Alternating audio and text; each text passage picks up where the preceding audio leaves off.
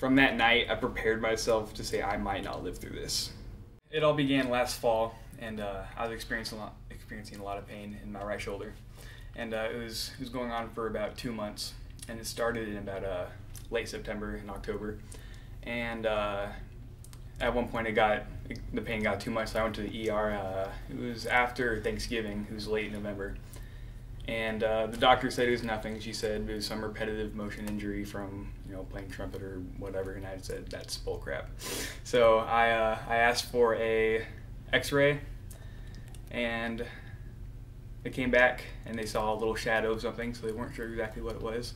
I got an MRI, and boom, there's a tumor. And so I went home after that to Portland, and I got diagnosed with Ewing Sarcoma.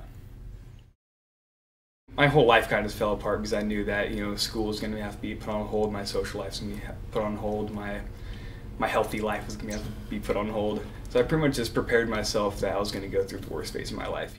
I began my first chemotherapy treatment in mid-December, and then I repeated treatments every 2 weeks from there. The tumor was in my shoulder right here, so this is my humerus. It was in the ball, like right in the shoulder.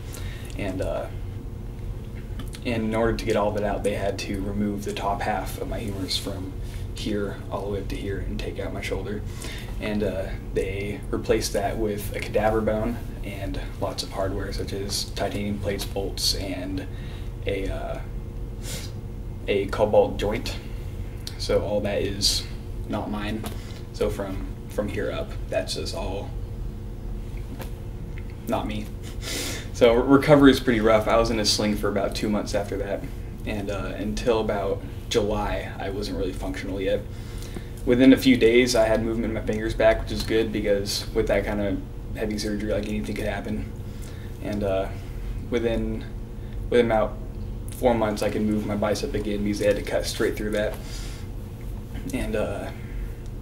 And within the past few months, I've been able to raise it pretty high, which is not exactly expected of me, but I was able to get there. So physical therapy helped. It wasn't exactly fun, but I got there. I got through it basically from the support of others and just my attitude in general, because I'm unique in the sense I'm not very reactive on things that happen to me. So like when I first found out, I was like, all right, I just gotta do this. But then, all the support from other people also helped me. I was in the hospital, twice a month for a total of 7 days, and that was really hard too. So I just had to, just sit there, watch TV, and my attitude was the only thing I could really hold on to get me through it. So it was, if you just have a good attitude about anything, it could get you through anything you need to. My last chemotherapy treatment was in mid-July, and my last radiation appointment was near the end of August. And once when I'm done with treatment, that's when they say I'm done with the bone cancer. But the place that they check is for my lungs next, is because that's where it would spread next. And I had a scan in mid-September, I believe, where they said it was clear. So until they say otherwise, I am in remission. Ever since I came back and I was better, it wasn't really the hot topic anymore, but it's still definitely the hot topic of jokes, which is still, I still love that. It was still everyone's still making jokes even when I was sick, and that's how I got through things, with humor. And as far as getting back to normal, I don't think things will ever be normal again for me, because that'll still be like my label. Like that's still how like a lot of people know me who I didn't know well before. That's just like how I'll be seen as, which is, it's not the best thing, but it is what it is. But yeah, it's going to be with me forever, so I guess I'll have to get used to it. I've been through things that other people haven't, and yeah, I'm so young and it doesn't really seem fair, but I'm also a lot stronger person from it.